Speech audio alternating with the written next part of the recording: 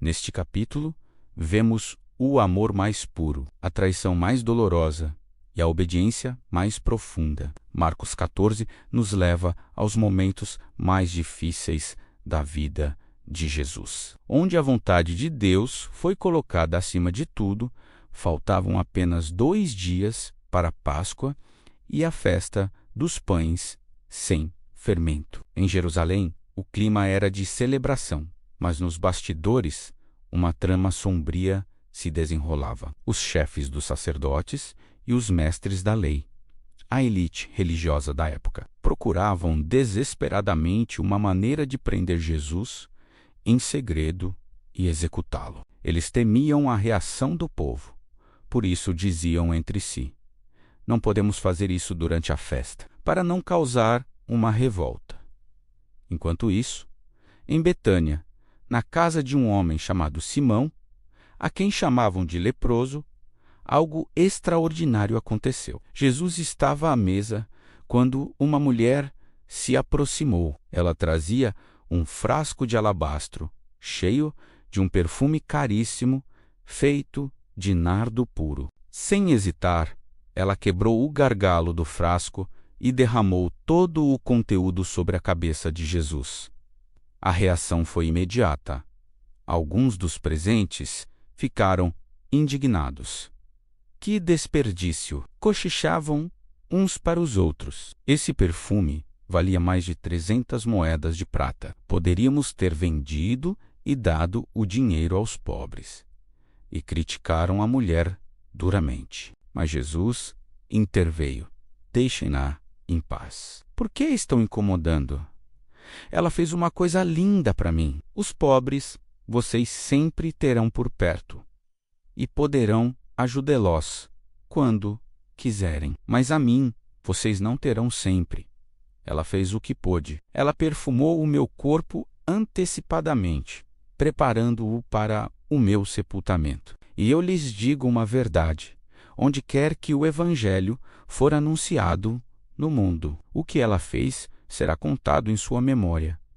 Enquanto essa cena de devoção acontecia, a traição tomava forma. Judas Iscariotes, um dos 12 discípulos, foi ao encontro dos chefes dos sacerdotes. Ele se ofereceu para entregar Jesus a eles. Os sacerdotes ficaram muito contentes com a proposta e prometeram pagar-lhe. A partir daquele momento, Judas começou a procurar a oportunidade perfeita para trair seu mestre. Chegou o primeiro dia da festa dos pães sem fermento, o dia de sacrificar o cordeiro pascal. Os discípulos perguntaram a Jesus: onde o Senhor quer que preparemos o jantar da Páscoa? Jesus então enviou 2 deles à cidade com instruções muito específicas.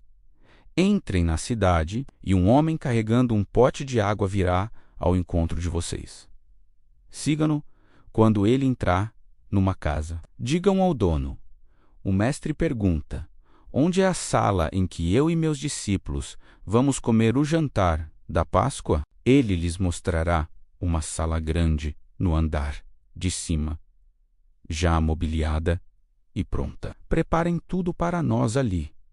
Os discípulos foram e encontraram tudo exatamente como Jesus havia dito. Eles prepararam o jantar da Páscoa. Ao anoitecer, Jesus chegou com os 12. Enquanto comiam, ele fez uma declaração chocante: eu lhes afirmo que um de vocês, que está comendo comigo, vai me trair. A tristeza tomou conta da sala. Um por um, eles começaram a perguntar, angustiados: não sou eu?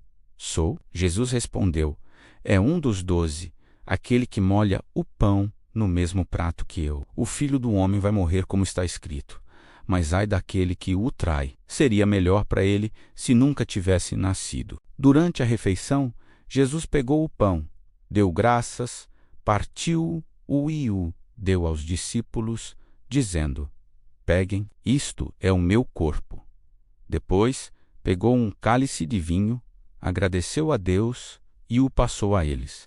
Todos beberam. E ele disse: isto é o meu sangue, o sangue da aliança, que é derramado em favor de muitos. Eu lhes digo que não beberei mais deste fruto da videira, até o dia em que beber um vinho novo no reino de Deus. Depois de cantarem um hino, eles saíram em direção ao Monte das Oliveiras. No caminho, Jesus os advertiu: todos vocês vão me abandonar, pois as Escrituras dizem: ferirei o pastor, e as ovelhas serão dispersas. Mas depois que eu ressuscitar, irei adiante de vocês para a Galiléia. Pedro, sempre impulsivo, protestou: mesmo que todos o abandonem, eu nunca o abandonarei. Mas Jesus olhou para ele e disse: eu lhe digo a verdade.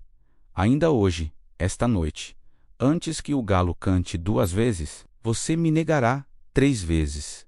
Pedro, porém, insistiu com ainda mais veemência: mesmo que eu tenha que morrer com o Senhor, eu nunca o negarei. E todos os outros discípulos disseram a mesma coisa. Eles chegaram a um lugar chamado Getsêmani. Jesus disse aos discípulos: sentem-se aqui, enquanto eu vou orar.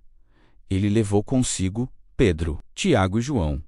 Uma angústia profunda e uma tristeza avassaladora começaram a tomar conta dele. A minha alma está numa tristeza mortal. Fiquem aqui e vigiem, disse ele. Afastando-se um pouco, ele se prostrou com o rosto no chão e orou, pedindo que, se possível, aquela hora de sofrimento fosse afastada dele. Abba, Pai, ele clamava, tudo te é possível.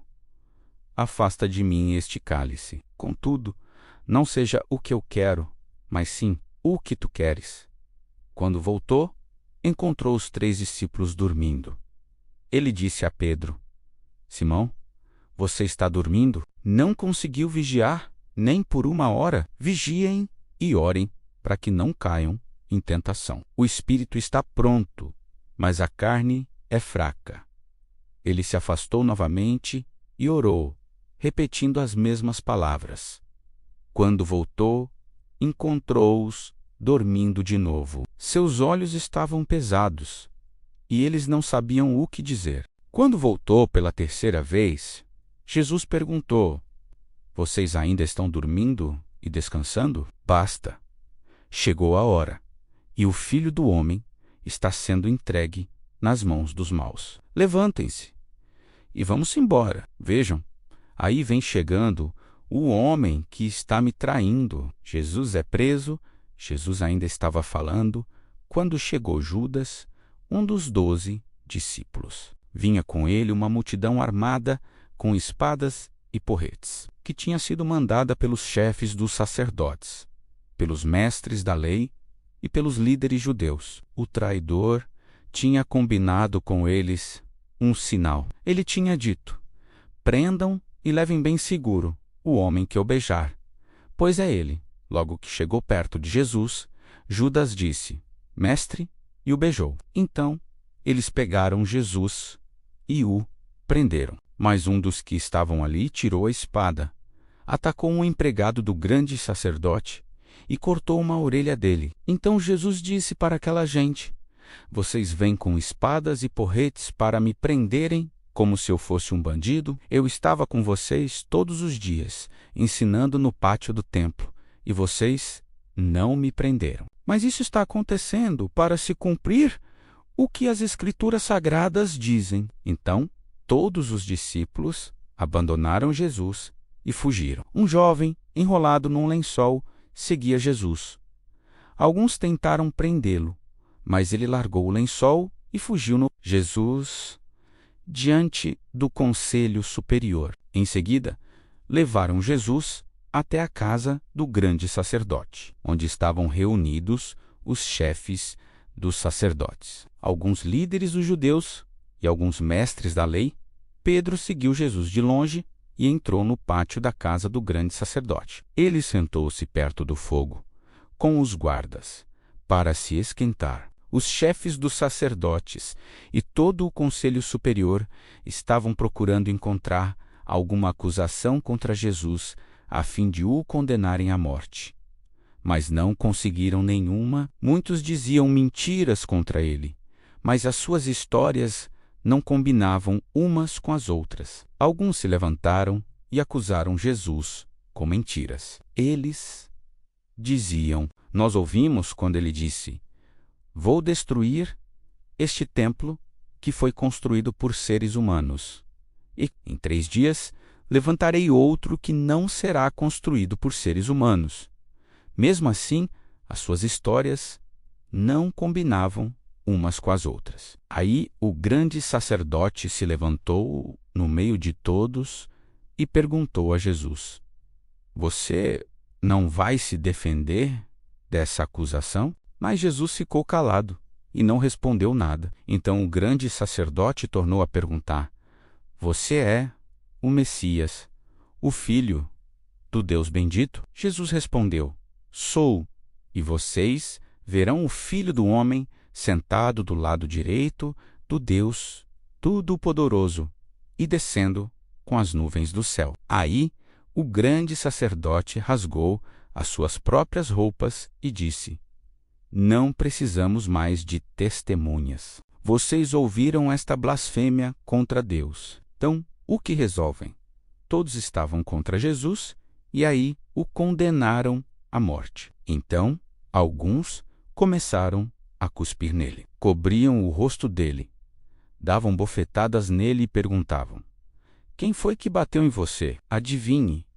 E também os guardas o pegaram e lhe deram bofetadas. Pedro nega Jesus. Pedro ainda estava lá embaixo no pátio, quando apareceu uma das empregadas do grande sacerdote. Ela viu Pedro se esquentando perto do fogo, olhou bem para ele e disse: você também estava com Jesus de Nazaré. Mas ele negou, dizendo: eu não o conheço.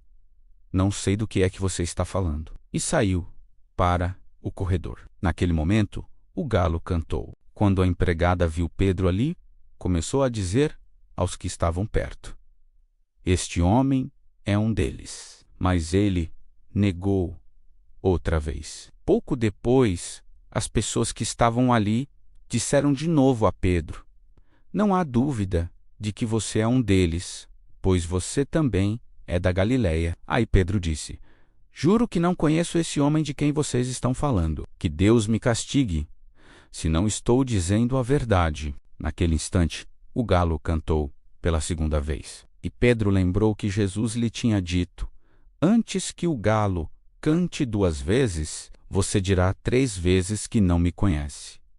Então Pedro caiu em si e começou a chorar.